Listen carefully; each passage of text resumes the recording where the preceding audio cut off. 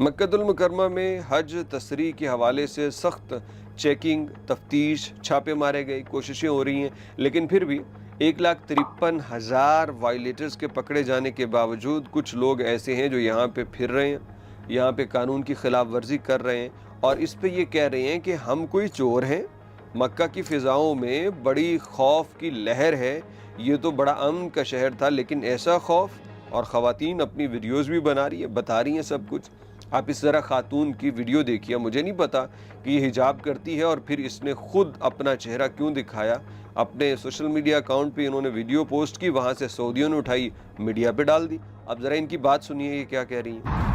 نفضل نستخبى عشان ننزل ولا الحرامية أقسم بالله مش جايين نقضي فريضة، لا حرامية، احنا حرامية. نفضل عاملين كده عشان محدش يعيش، وبعدين كل ما نفسنا يتكتم نعمل كده. یہ خاتون جن کا تعلق مصر سے ہے، یہ وزٹ ویزا پہ مکۃ المکرمہ کے اندر موجود ہیں اور پلاننگ کیا کر رہی ہیں؟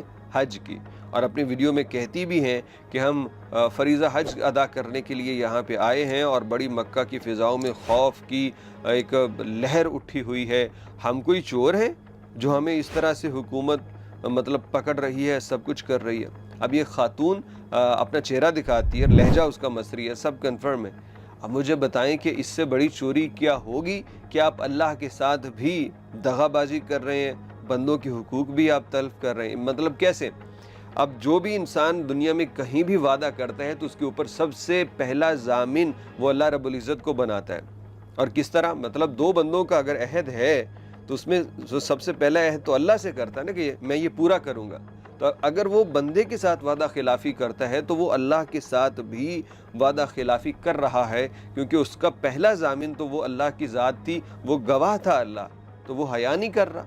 وہ جانتا نہیں کہ میرا اللہ مجھے دیکھ رہا ہے اور میں نے عہد کیا تھا، لہذا میں اپنا عہد پورا نہیں کر رہا تو میں غلط کر رہا ہوں۔ تو عہد کیا تھا آپ نے وزٹ ویزا لیتے وقت کہ میں اس پہ حج نہیں کروں گی، حج نہیں کروں گا، لیکن آپ یہاں پہ کر رہے ہیں۔ اور دوسرا بڑا جرم آپ کیا کر رہے ہیں؟ آپ حقوق العباد کی تلفی کر رہے ہیں، آپ وہ ادا نہیں کر رہے۔ جب آپ وہاں پہ جائیں گے دھکم پیل ہوگی، آپ کی وجہ سے حاجیوں کو تکلیف پہنچے گی، تو آپ کو یاد نہیں ہوگا کہ آپ حقوق العباد پہ چوری کر رہے ہیں، ڈاکہ ڈال رہے ہیں۔ تو آپ اللہ کے حقوق اور حقوق العباد دونوں میں آپ خیانت کا مظاہرہ کر رہی ہیں، اور ان کے جتنے بھی ایسے لوگ ہیں وہ یہی کر رہے ہیں۔ خود ایجپٹ کے اندر فتویٰ جاری ہوا ہے، مصر کے اندر فتویٰ جاری ہوا ہے کہ جو لوگ بغیر تسریح کے حج کرتے ہیں، جو لوگ وزٹ ویزا پہ جا کے حج کرتے ہیں، ان کا حج قبول نہیں ہے، کیونکہ یہ دھوکہ ہے۔ اور جو دھوکہ یعنی فرجری کا انہوں نے کہا کہ کاغذات میں جعل سازی کرنا یہ قابل قبول نہیں ہے۔ اور انہوں نے اس پہ فتویٰ دیا کہ اگر کسی کے ساتھ مطلب کسی کو علم نہیں ہے، کوئی حج تسریح خرید رہا ہے اور یہ سمجھ کے کہ یہ اوریجنل ہے تو اس کا تو حج ہو جائے گا، لیکن جس نے اس کے ساتھ کیا وہ بچے گا نہیں۔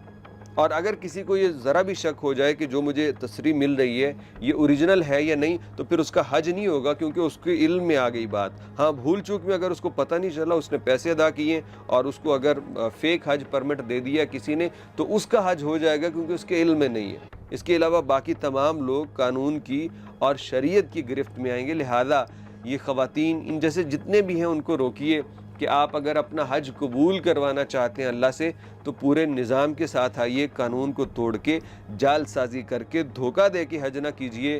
اس میں بڑا یہ کبھی قبول نہیں ہوگا، کیونکہ اب دھوکہ دے کے بنیاد ہی جس عمل کی جھوٹ ہے، اس پہ آگے جا کے آپ قبولیت کا کیا اللہ رب العزت سے امید رکھیں گے۔